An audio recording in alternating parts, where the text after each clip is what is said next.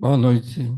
Sejam todos bem-vindos para mais uma noite de estudos, esta casa de oração de trabalho, que nos esclarece com a doutrina consoladora. Hoje teremos nossa irmã Adina Santos, da Federação Espírita Pernambucana, com o tema Nossos Filhos são Espíritos. Tema de maior importância para todos nós que somos pais e para os que não são, mas poderão ainda ser. A importância de ser pai, os deveres, as responsabilidades que terão. E assim, vamos passar a palavra ao nosso irmão Taua, para que ele faça a prece inicial.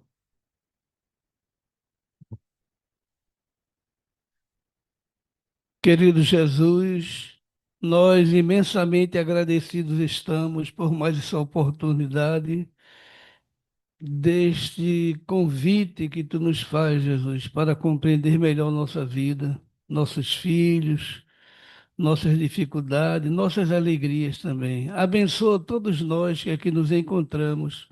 Permite que em nosso coração os bons espíritos que aqui estão possam encontrar a terra fértil para que a semente caia e progrida e se transforme em frutos para cada um de nós.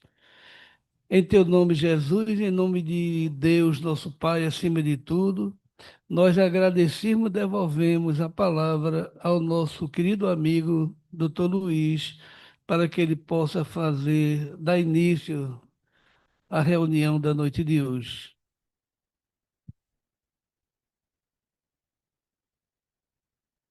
Que assim seja. Então, com a palavra a nossa irmã Edna Santos, para nos trazer a sua mensagem com muita paz. Obrigada. Boa noite, meus irmãos.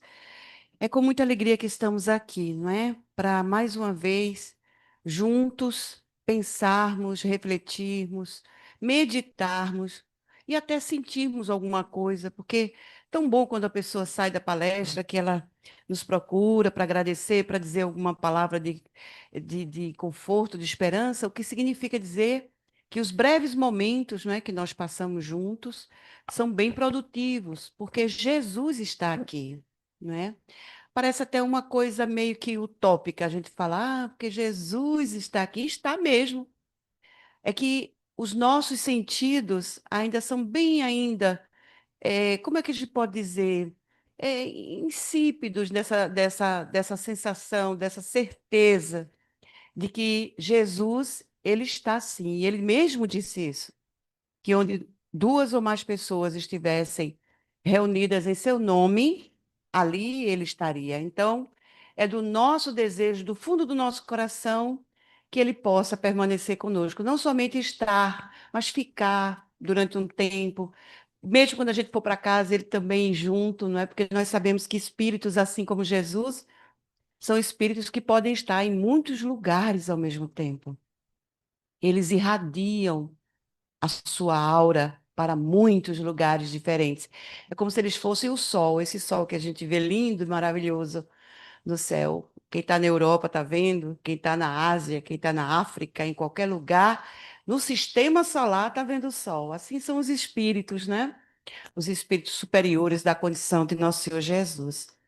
E aí, esse tema é simplesmente assim para a gente poder ter a certeza do que a gente já sabe. Todos nós somos espíritos criados por Deus. Nossos filhos são espíritos criados por Deus. Mas o corpo físico deles somos nós que damos origem. Isso se chama cocriação. Nós somos co-criadores com Deus. Espíritos como Jesus, por exemplo, já podem fundar planetas. A Terra foi fundada por Jesus. A condição do espírito já permite que ele seja um co-criador com Deus. Só que Jesus já é em ponto maior, não é? Infinitamente maior. Nós somos co-criadores em pontos pequenos ainda. Podemos dar origem ao corpo físico dos nossos filhos através da nossa comunhão sexual. Isso é maravilhoso. Mas nós também podemos dar aos nossos filhos condição para que eles sejam bons espíritos. É essa a função da reencarnação. Não existe outra explicação para o fato de a gente repetir tantas vezes as experiências. Bastaria uma encarnação só para resolver tudo, mas uma encarnação só é muito pouco tempo.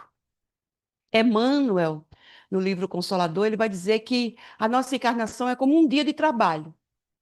A gente, no outro dia, precisa voltar para o trabalho. E no outro dia, no dia seguinte, até a gente completar um ano e sair de férias, a gente precisa voltar para o trabalho. E a reencarnação não é diferente. Uma reencarnação só é muito pouco tempo para a gente poder realizar nossos desejos da eternidade. Então, uma reencarnação de 100 anos, como as pessoas que são mais longevas, né? 90 e tantos. Divaldo desencarnou agora recentemente com 98. Pessoas que já passaram dos 100, mesmo assim é pouco tempo. Não é suficiente para a gente aprender coisas, muitas coisas que Deus quer que a gente aprenda. A vida física é uma das nossas fases como espíritos imortais. Então, uma criança que está nascendo agora na maternidade é um espírito que já viveu muitas vezes, né? É um espírito que está em mais uma experiência reencarnatória. O corpo é pequenininho, mas ali está escondido um adulto. Porque quando, por exemplo, uma criança que desencarna na tenra idade, vamos dizer, aos 5, aos 7, aos 9, aos 10, ele chega na espiritualidade nessa condição, de 10 anos, 7 anos, 9 anos. Mas com o passar do tempo, ele vai readquirindo sua verdadeira identidade, que é a de um adulto, um espírito já formado por Deus há muito tempo. E o cabedal é enorme, é enorme. Então, não se engane com aquele corpinho, né? Tão frágilzinho que a mãe precisa dar de mamar, cuidar, dar banho. Ali está um adulto que já tem tanta experiência que pode ter até muito mais do que a própria mãe e do que o próprio pai. Muitas vezes, o espírito que vem como filho, ele vem na condição de ajudar aquele casal a progredir. A impressão que a gente tem é que é o contrário. Geralmente, a gente acha, como nosso pai e nossa mãe, não é? Já eram grandes quando nós nascemos, já eram mais experientes do que nós. A impressão que temos é que eles são mais experientes que nós. Mas existem muitos filhos que são muito mais evoluídos, muito mais desenvolvidos do que seus próprios pais. Então, é importante que durante esse período da nossa maternidade, da nossa paternidade, nós estabeleçamos um bom relacionamento com nossos filhos. Eu não sei, na verdade, não é que eu não saiba, na verdade, eu não lembro, porque essa é que é a realidade da gente. A gente não se lembra de quem a gente foi na encarnação anterior. Se aquela pessoa que hoje é meu filho pode ter sido meu pai na outra encarnação, pode ter sido meu avô na outra encarnação. Então, a gente não tem certeza quem é aquela pessoa que está ali na nossa casa, na nossa família, na condição de filho. Que espírito é esse, não é? Muitos espíritos pedem para encarnar ou reencarnar em determinadas famílias, porque geralmente o espírito ele volta para o cenário onde ele mais precisa estar. Às vezes as pessoas dizem assim: "Ah, mas eu não devia ter nascido nessa família". Devia sim. E até pediu, só que está esquecido. Muitas vezes a gente pede as coisas a Deus, mas quando a gente chega aqui no mundo das formas, a gente esquece o que a gente pediu a Deus. Daí, muitas vezes, renegarmos a nossa família, não estabelecermos laços de amizade profunda com aqueles que são nossos pais. E olha que nós devemos a eles a reencarnação. Eu devo a meu pai, José Fernando, a minha mãe, Maria da Conceição, estar aqui. Porque eles me deram um corpo físico para que eu pudesse ostentar esse corpo e esse corpo ser meu instrumento de trabalho, meu instrumento de desenvolvimento durante a minha encarnação, graças a meu pai e a minha mãe. Claro, Deus permitiu, não é? Que eles dois fossem meus pais biológicos e que eles me dessem esse corpo para eu poder viver a minha vida individualmente. Então, nossos pais são muito importantes para nós. Ah, mas eu não conheci meu pai, ele me abandonou, abandonou minha mãe. Isso aí são questões dele com Deus. Mas a gente não pode deixar que o fato dele ter lhe dado a condição da reencarnação possa ser esquecido, possa ser rechaçado pela pessoa, porque está magoada. porque está chateada, porque está revoltada. Porque a humanidade terrestre, ela é composta de dois públicos, os sofredores e os revoltados. A gente tem o exemplo, né, disso aí na própria crucificação de Jesus. Do lado direito tinha uma pessoa que era um sofredor, era considerado uma pessoa boa, muito embora botasse a mão no que era dos outros, né? E era o Dimas. O Dimas era um sofredor, pediu desculpas a Jesus. Senhor, perdoe os meus pecados. Jesus disse: hoje mesmo eu posso lhe dar essa recompensa. Ou seja, porque para Jesus, acordar no mundo espiritual é diferente de mim. É diferente de outras pessoas, né? Nós levamos algum tempo após o nosso fenômeno da morte a chegarmos, a aterrissarmos, vamos dizer assim, do outro lado da vida. Um espírito como Jesus não precisa, acorda mais do que imediatamente. Então Jesus disse: ainda hoje eu poderei estar com você num lugar melhor, não é? Então, ali nós estávamos, Jesus, entre dois tipos de públicos: o tipo do sofredor, que era o Dimas, e o tipo do revoltado, que era o Gestas, o ladrão, não é? Do outro lado, revoltadíssimo. Cadê meus amigos? Cadê as pessoas que eu ajudei? Cadê elas para me tirarem desse sofrimento? A gente também recebe pessoas assim na nossa reunião mediúnica. Pessoas que chegam na condição de sofredores, espíritos que vêm para a reunião mediúnica contar seus pesares, seus dramas, pedir ajuda, mas nós também damos-nos, não é, de encontro com espíritos revoltadíssimos, chegam com desejo de vingança, querendo se vingar, querendo fazer isso, querendo derrubar tudo. Se o médium, ele não for uma pessoa realmente, não é, estudada, uma pessoa preparada, ela vai fazer tudo que o espírito quiser. Vai subir na mesa, vai bater com a mão na mesa, vai fazer barulho, vai quebrar as coisas. Mas o médium educado, ele segura o espírito revoltado, ele consegue, não é? Tem um dos livros de André que ele fala exatamente isso, que uma senhora, já de seus 60 e poucos anos, é médium da reunião mediúnica, que André vai observar. E quando ele sabe a condição do espírito desencarnado, que vai falar por meio daquela senhora, ele começa a ter medo. Não, ela vai ter um problema. Ela não vai aguentar essa energia negativa desse espírito. Esse espírito vivia no Pantanal, num pântano, melhor dizendo, num lugar sujo, num lugar escuro, feio. E ele era revoltadíssimo. E aí o instrutor de André diz: olha, não se preocupe, não tenha calma. A médium é uma pessoa muito dedicada, uma pessoa disciplinada, e ela se prepara muito bem para a reunião mediúnica. Então não se preocupe. E assim acontece. O espírito vem danado da vida, com muita raiva, com muita revolta, e ela lá tranquila. Aí é quando acontece o choque anímico, não é? As forças boas dela com as forças negativas dele. Quem é que ganha a parada? As forças boas. Então, aquele espírito revoltado se acalma. Então, chegou ali todo querendo brigar, querendo isso, e saiu da reunião tranquilo, nem parecia a pessoa que chegou ali reclamando. É porque o bem sempre prevalece sobre o mal. O que está acontecendo conosco na atual situação do nosso planeta é que nós que nos consideramos pessoas de bem somos tímidos, deixamos os maus fazer o que eles quiserem. Estamos, digamos assim, abrindo a nossa guarda para que eles possam fazer e desfazer do que quiserem na vida que a gente tem levado. Então, a gente tem assistido coisas terríveis por conta da nossa timidez perante o mal.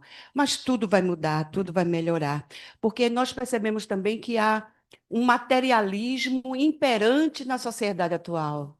As pessoas muito mais preocupadas com dinheiro, com posição, com títulos, com isso e com aquilo, do que realmente em ser uma pessoa de bem, uma pessoa honesta, uma pessoa digna. Então, a corrupção graça nessa humanidade aí tão apegada ao materialismo, né, às coisas materiais. Então, vê, os nossos filhos são criaturas que já existiam. E a responsabilidade nossa é de fazer com que eles continuem nesse propósito do bem. Por isso que é tão difícil educar.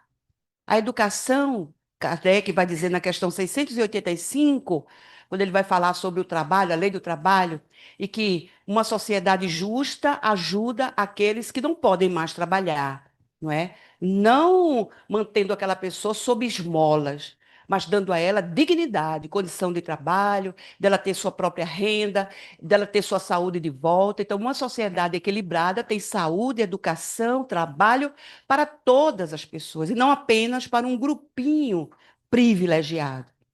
Então, nossos filhos, ao chegarem para nós, na condição de filhos que Deus nos confiou, nós precisamos dar a eles o mínimo de educação.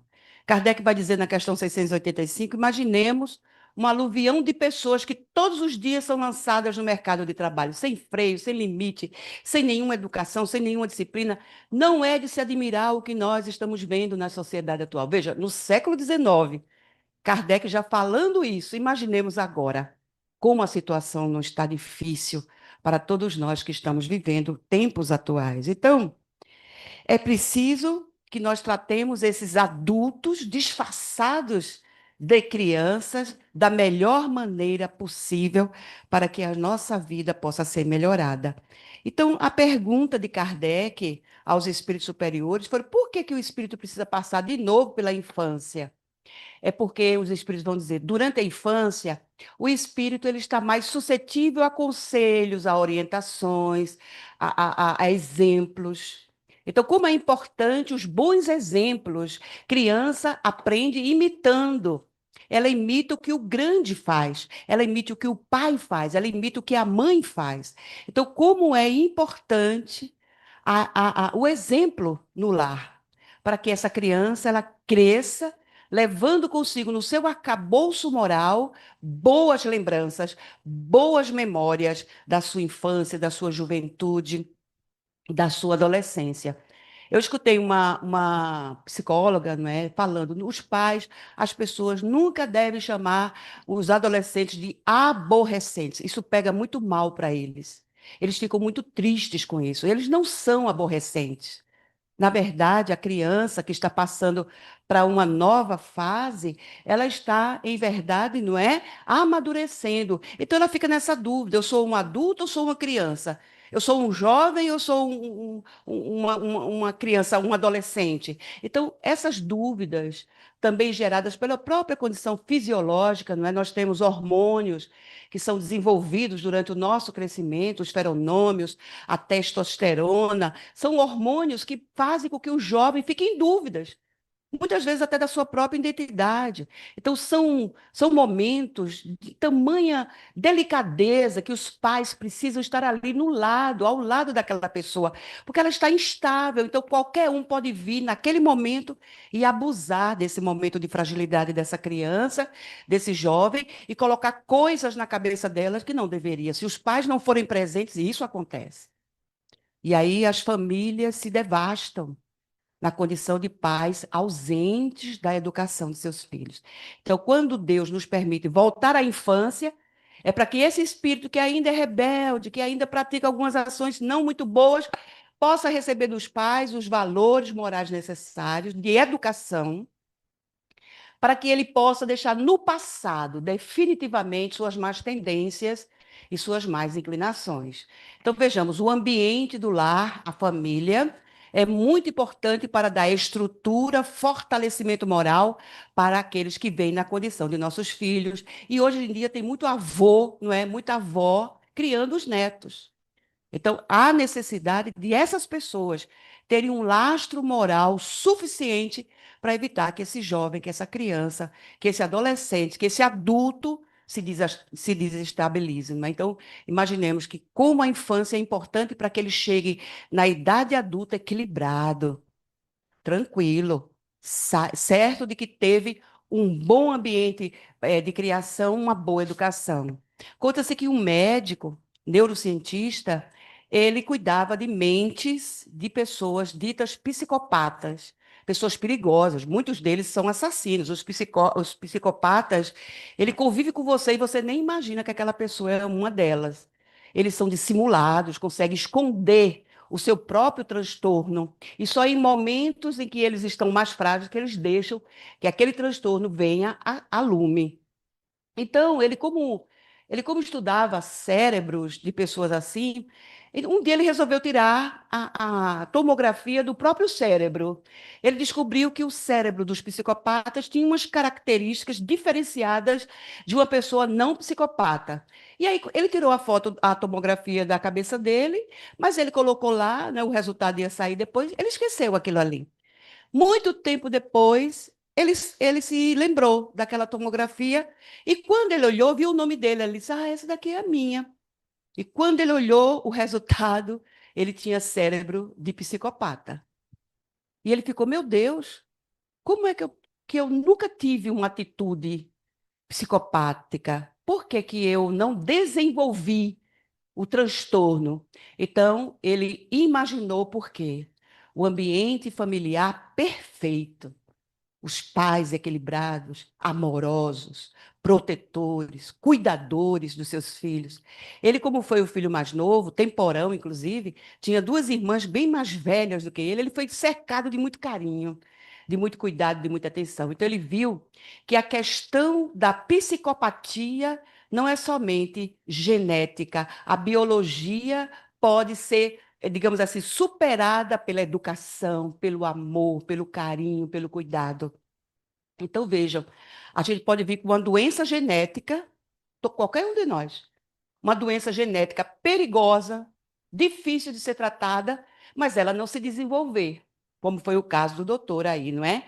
Que não teve a psicopatia como um traço negativo na sua vida de neurocientista, porque ele poderia, não é? Se ele fosse um psicopata, aproveitasse da sua própria profissão para fazer coisas erradas. Então, vejamos, a gente traz, não é? Nós trazemos no nosso arcabouço espiritual algumas, digamos assim, possíveis doenças, não somente neurológicas, mas doenças de outras, partes do nosso corpo físico, mas elas podem, pelo desenvolvimento, pela educação, pelo cuidado que nossos pais têm, nos levando ao médico para fazer sempre exames, para a gente poder estar sempre em dia, nada de mal nos acontecer. Olha só, essa questão não é apenas uma questão econômica. Eu lembro que na época da nossa infância, a minha mãe tinha um cuidado muito grande com a nossa saúde e não existia as clínicas tão desenvolvidas que existem hoje, hospitais tecnológicos, com equipamentos de tecnologia de última geração. Não existia nada disso. Os médicos eram maravilhosos, excelentes. Tanto é que tanto eu como minhas irmãs crescemos saudáveis, porque minha mãe sempre nos levava no período das férias escolares para a gente fazer exames, tomar biotônico Fontoura, óleo de fígado de bacalhau, tudo que ela sabia, chá disso, chá daquilo. E a gente também tinha uma alimentação mais saudável. Comíamos cuscuz com sardinha, pão com ovo e cresceu todo mundo muito bem e saudável.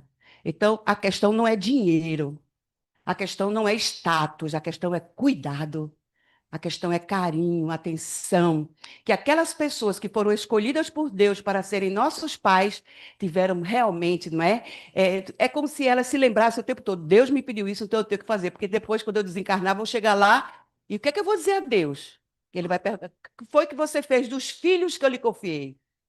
Então, os verdadeiros pais têm essa preocupação. Então, a gente aprende, portanto, não é, com essa questão de que nossos filhos são espíritos, que a vida, que a morte, na verdade, ela não nos separa de quem nós amamos, né? Essa é uma questão fundamental e extremamente consoladora. Então, aqueles que já foram meus filhos em outra encarnação podem estar convivendo comigo nesta encarnação. Pode ser na condição de sobrinhos, pode ser na condição de primos, pode ser na condição até de um neto. Então, nós temos, Deus permite que aqueles espíritos que já conviveram conosco em outras e outras existências, eles possam voltar a conviver conosco. Então, Kardec perguntou se as crianças, no caso o espírito, né? Porque veja, o corpo é pequenininho, é frágil. Até ele perguntou por que que o bebê chora, não é, quando nasce. E aí os espíritos responderam para chamar a atenção da mãe, para lembrá-la dos cuidados que ela tem que ter com aquele bebezinho, com aquele ser, com aquele ente, filho de Deus que está chegando ali novamente. Então, Kardec perguntou, não é, qual é para o espírito a utilidade de passar pela infância?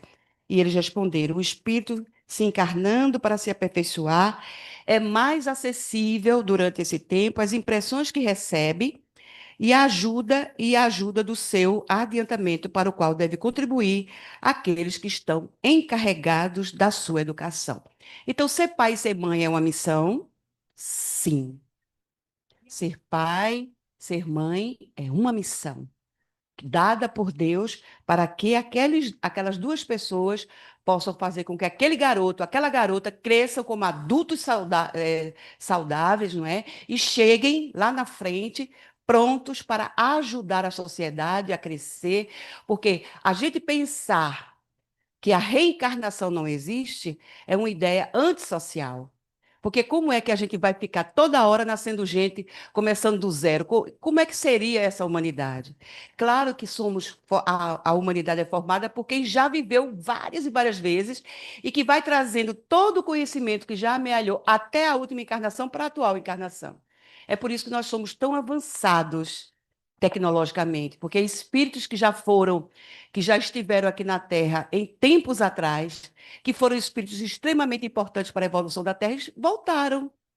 Estão voltando nas suas mais diversas reencarnações para que a Terra continue progredindo. Ou a gente acha que o Steve Jobs, que graças a ele nós podemos usar os nossos celulares de última geração, smartphones, não é? Ele só teve aquela existência, né? Ele e o Bill Gates, por exemplo, né? Os dois se juntavam na garagem da casa deles para criar as coisas. Duas pessoas extremamente inteligentes. Ou o Giordano Bruno, com a sua ideia de que existe vidas em outro planeta lá na Idade Média. E o Galileu Galilei, que criou lá um equipamento que pode olhar para o céu e ver vários e vários astros no século XVI, XVII.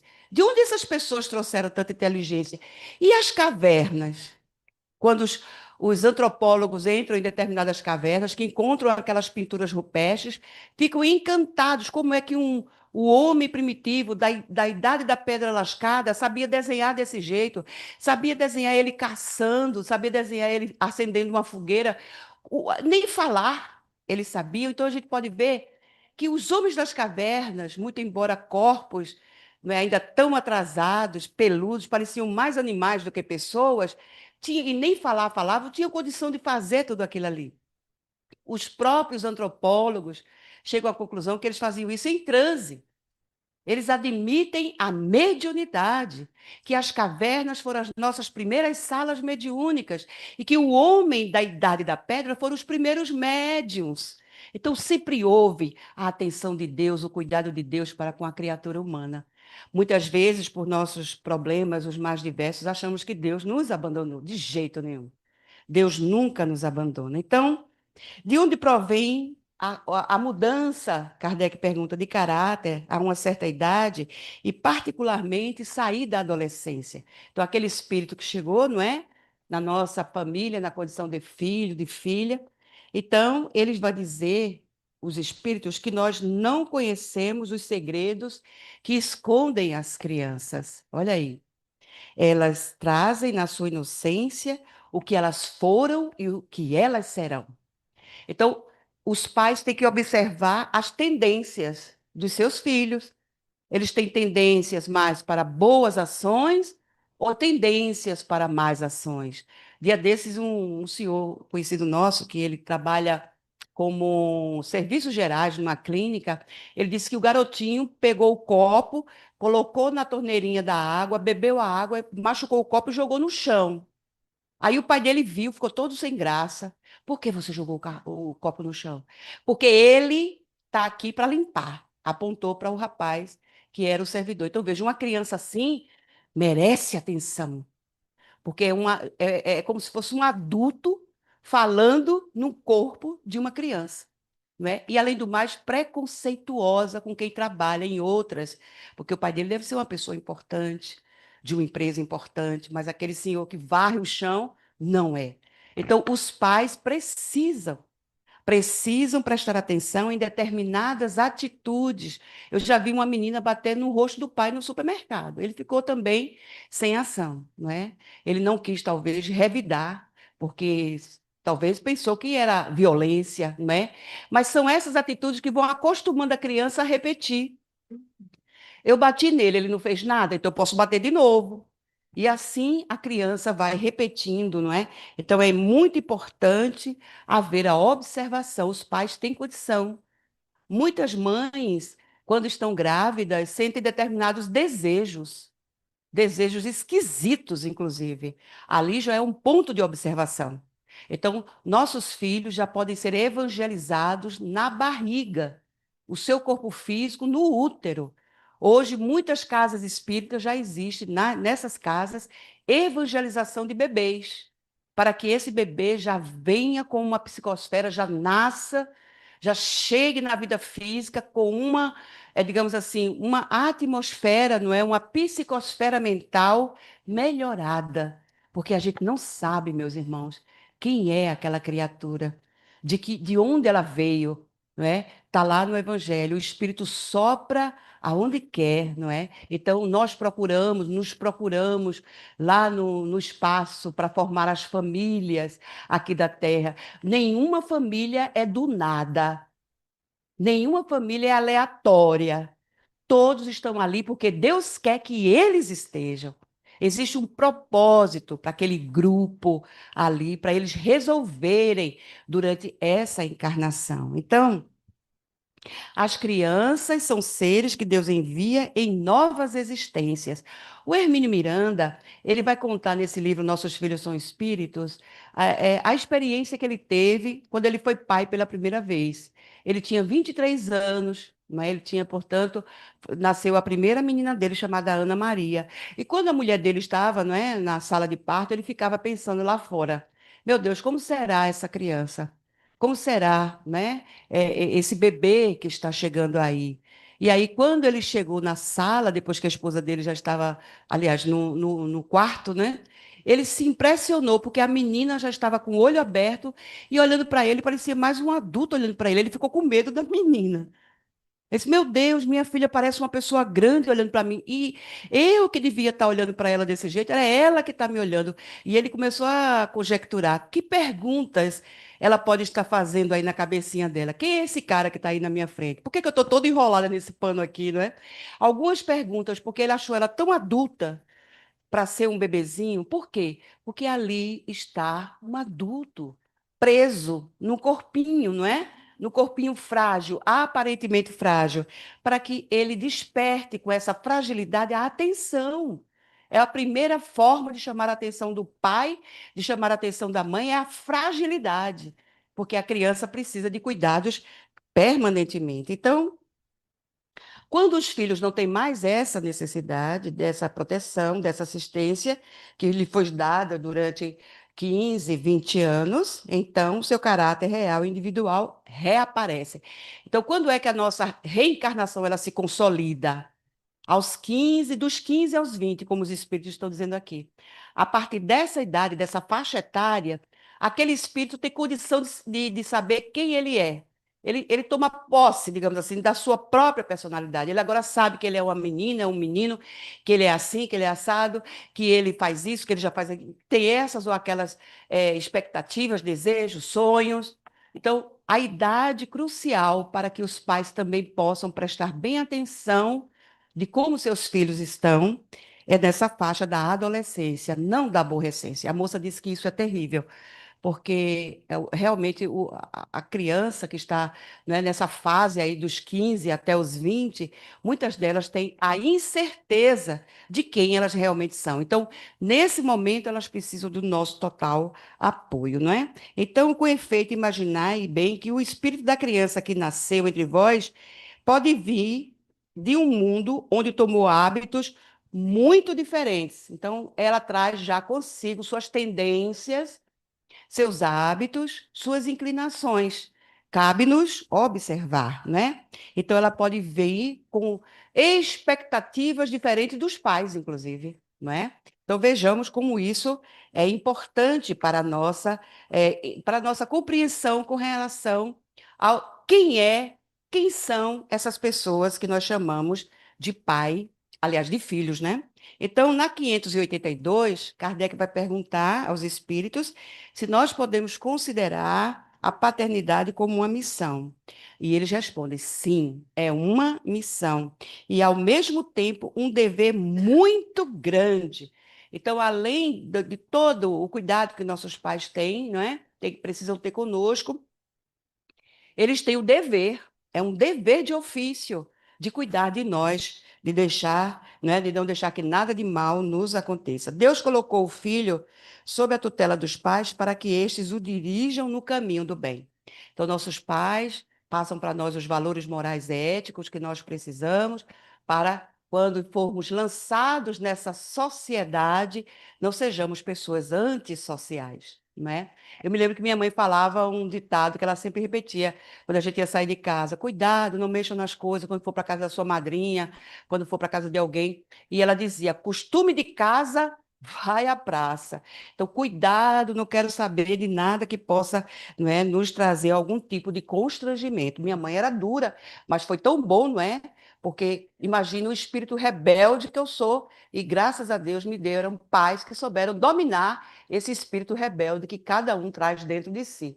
Se não fossem os nossos pais mais duros, minha mãe, eu me lembro que eu sou da época, eu sou velhinha, eu sou da época dos assustados, né? Então a gente ia para o assustado e ela dizia: 10 horas eu quero todo mundo aqui. Aí, mas mãe, 10 horas é muito cedo. Não, 10 horas. Aí às vezes dava 10h05, né? E a gente na festa. Daqui a pouco, quando a gente via, ela estava lá fora esperando.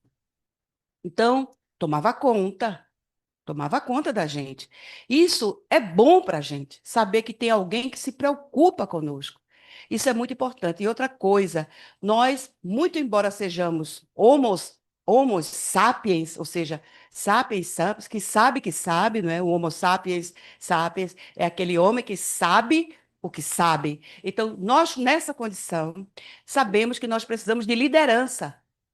Todos os grupos sociais do mundo, desde animais até homens, precisamos de liderança. A criança precisa saber quem é o líder dela na família. Até os bichos fazem isso. O gato sabe quem é o líder dele na família. O cachorrinho sabe daquela família ali quem é a pessoa que ele quer como líder. Imaginemos que todos nós precisamos de liderança. E aí, essa liderança é capaz de conduzir todo aquele grupo para o caminho melhor. Então, nesse caso, a paternidade é uma missão, precisa haver essa atenção. E aí, os espíritos vão perguntar também. Aliás, Kardec vai perguntar aos espíritos assim: e se uma criança se tornar má? Se todo o esforço que o pai e a mãe fizerem para com ela não surtir nenhum efeito? Esses pais são responsáveis por isso que aconteceu com essa pessoa? Eles dizem não, não são responsáveis, porque eles fizeram tudo o que foi possível para que seus filhos fossem pessoas de bem. Então, porém, quanto mais disposições da criança para a maldade, mais penosa é a tarefa e maior o mérito se eles conseguirem fazer com que ela se desvie do mau caminho. Então, vejam que realmente é uma dificuldade muito grande, né?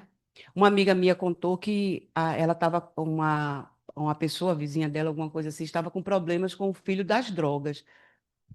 E ela fazendo todo o possível para o menino deixar.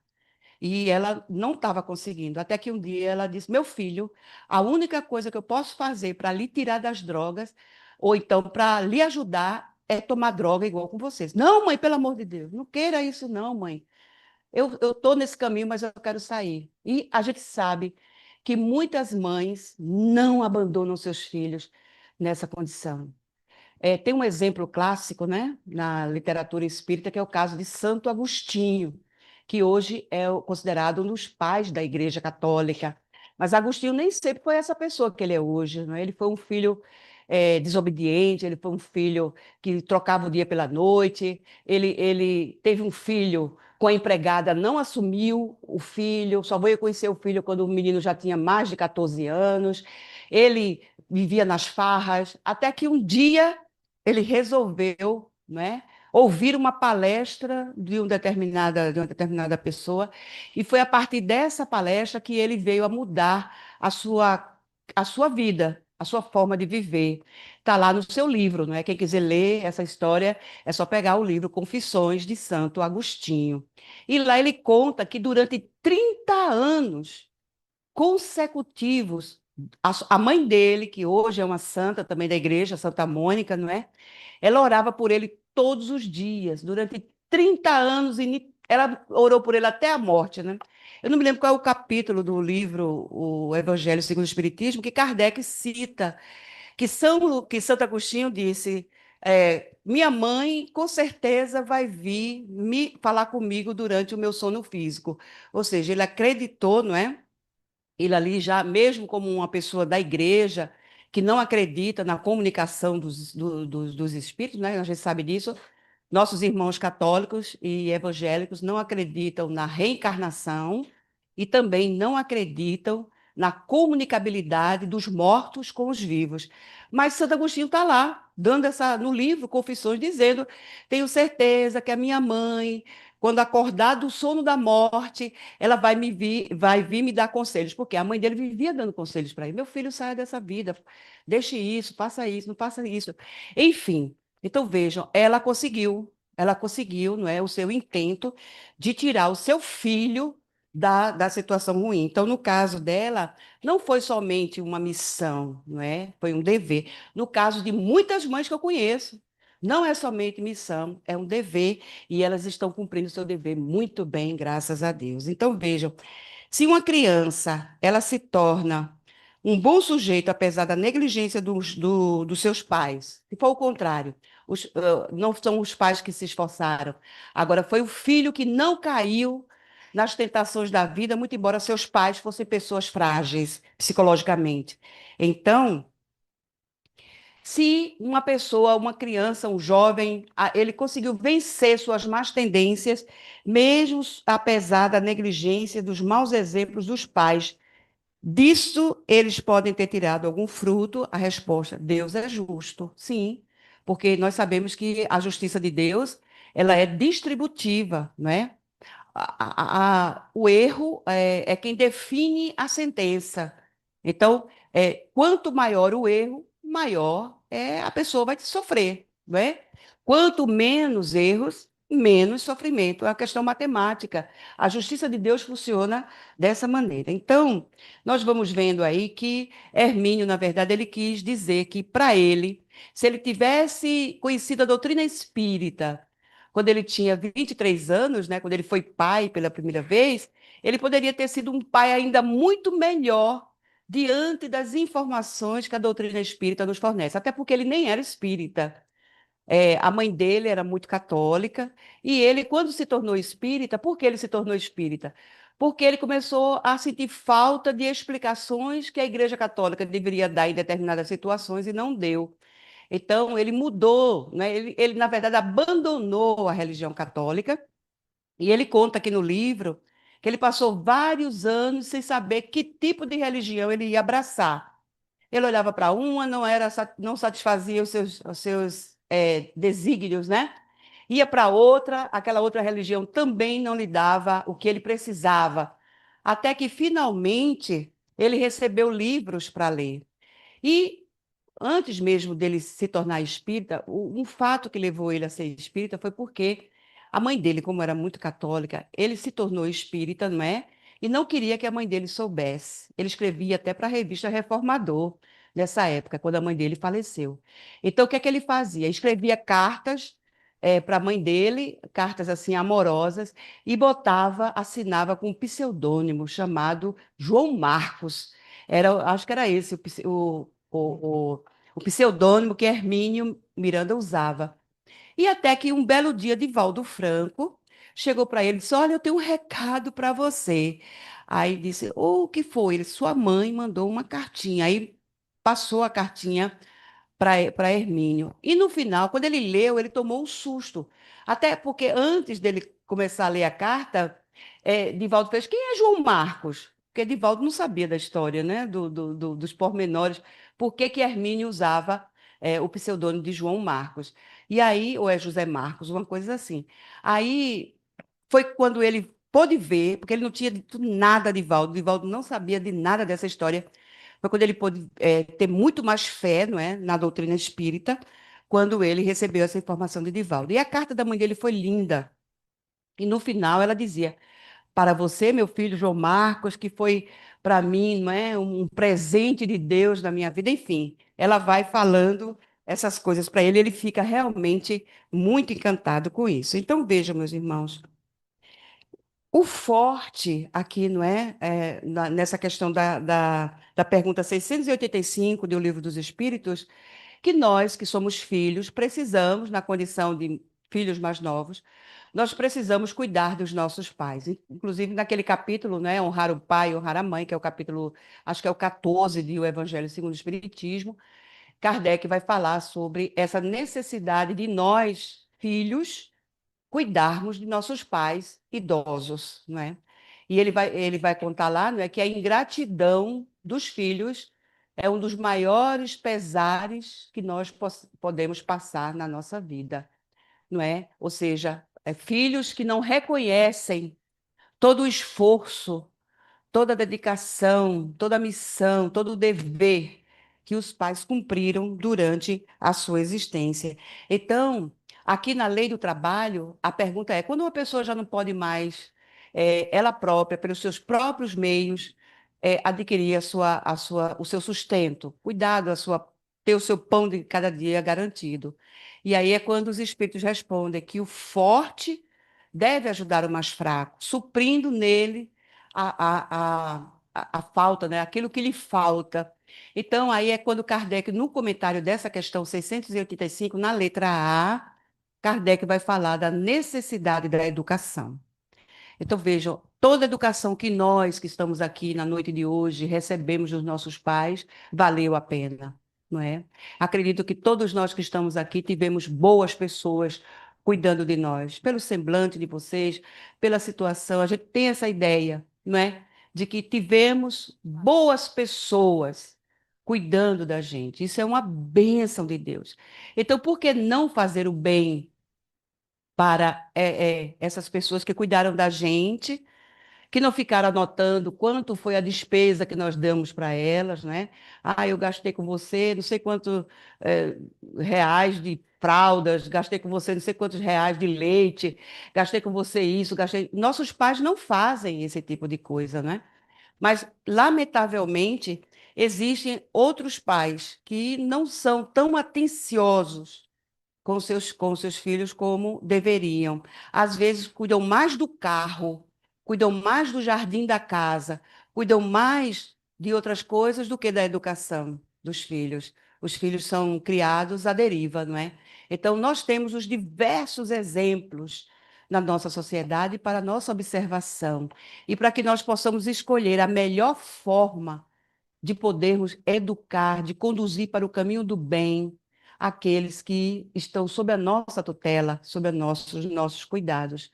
O Espírito Lacordaire vai dizer lá no capítulo 18, eu acho que é o 18 do livro do Evangelho segundo o Espiritismo, que nós devemos nos uns aos outros alguma coisa, por isso que nós estamos com aquelas pessoas dentro da nossa família. Há algum tipo de pendência, principalmente quando não é uma família muito unida.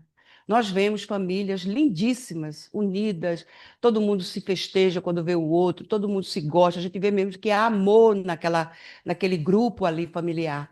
Mas também existe o contrário, pessoas, inclusive o capítulo posterior é sobre simpatias e antipatias que a gente traz nas nossas encarnações por determinadas pessoas e outras nós gostamos delas de graça, né? Às vezes a gente conhece a pessoa hoje, nossa, parece que você já conhece aquela pessoa há muito tempo.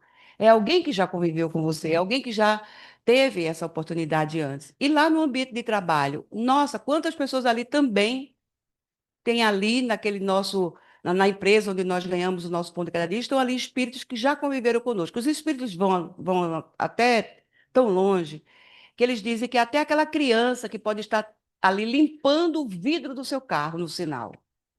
Por isso que a gente não pode rejeitar ninguém, porque aquela pessoa que nós rejeitamos nesse momento já pode ter sido uma pessoa de nossa família em outra encarnação.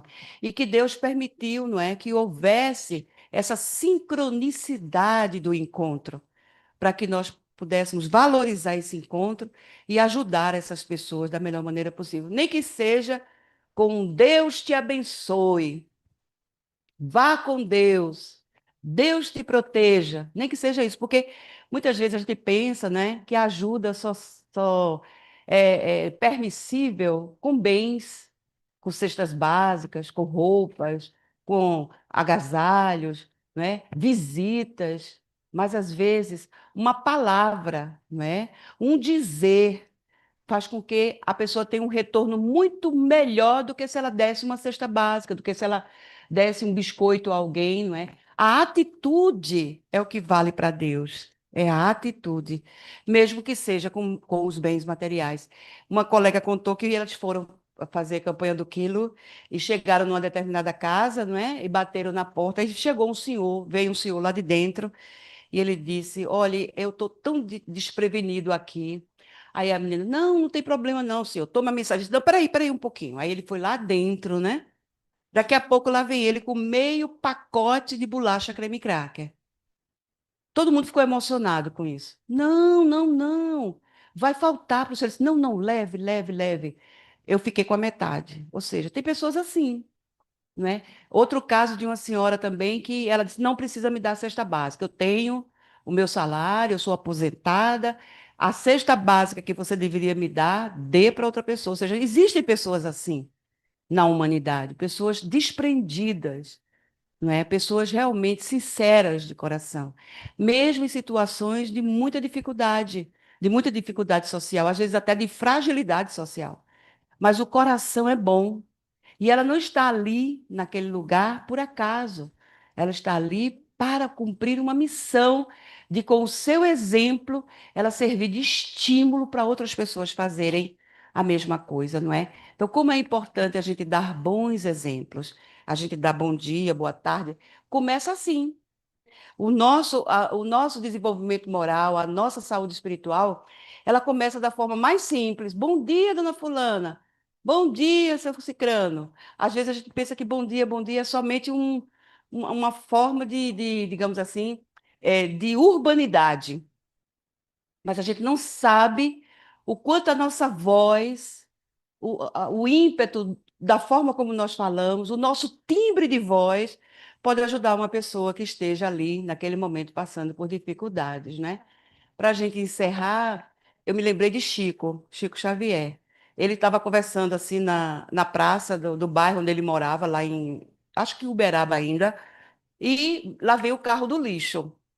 E o carro do lixo chegou e desceu do carro do lixo um cidadão bem torado assim no grosso, bem fortão, com um sorriso imenso, e todo mundo cumprimentava ele. Oi, fulano, as senhoras trazendo lixo para o carro levar, e todo mundo conversava com ele. E Chico pediu permissão ao amigo e foi até ele, e lá deu um abraço e ficaram conversando um pouquinho. Quando ele voltou, aí Chico disse, aí o amigo de Chico disse, quem era aquele rapaz? Ele disse, você não imagina quem é essa pessoa. Esse rapaz, ele não somente limpa o lixo que nós produzimos, o nosso lixo orgânico ou não, ele limpa a vibração local. Só com esse sorrisão dele aí, ele consegue passar vibrações amorosas para todas as pessoas que moram aqui nesse bairro. Vejam a importância do nosso sorriso, a importância do nosso bom dia. Às vezes a gente entra no elevador, ninguém se fala, não é? Às vezes a gente dá bom dia, tem gente que não responde. Ou seja, já começa o dia mal, já começa o dia chateado, já começa o dia deprimido. E o sorriso não. O sorriso abre todas as portas da amizade, da fraternidade, da solidariedade. Eu não tenho dinheiro para lhe dar, mas eu posso lhe dar um abraço? Eu não tenho nada agora, mas eu posso lhe dar um sorriso. Você quer um sorriso? Ou seja, às vezes essas coisas são mais importantes do que dinheiro, do que pão, do que roupa, do que cesta, do que isso, do que aquilo. Mas já que acho que alguém falou isso aqui no comecinho, que todo espírita não pode abandonar a caridade, viu? Nós espíritas viemos com esse compromisso com Jesus de fazermos a caridade de qualquer maneira. Então, Se não temos, assim, nada material nesse momento, nós podemos escutar a pessoa. Porque se você passar por uma pessoa e dizer, oi, tudo bem? E a pessoa, e se ela responder, não estou bem?